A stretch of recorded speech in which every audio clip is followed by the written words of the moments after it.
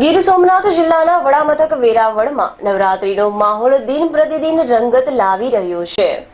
ત્યારે સતત 7મા વર્ષે સાગરપુત્ર ફાઉન્ડેશન આયોજિત સાર્વજનિક રંગીલો રાસ ઉત્સવ શહેરીજનો માટે આકર્ષણનું કેન્દ્ર બન્યો છે।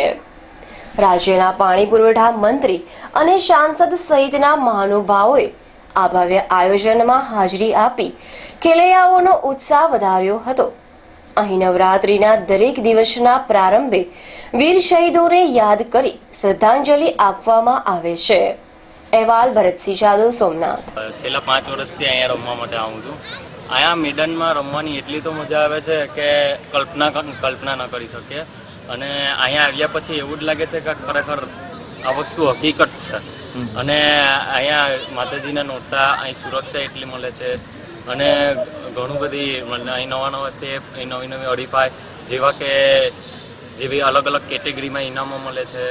હું ખૂબ આભારી છું કે એસસી સમસ્ત ખારવા સમાજ સાગરપુત્ર ફાઉન્ડેશનના શ્રી પટેલસિંહ તથા આગેવાનસિંહ તથા નગરપાલિકાના પ્રમુખ સાહેબને ખૂબ આભારી છું કે અમને એવું આવડું મોટું ગ્રાઉન્ડ બનાવી આપ્યું।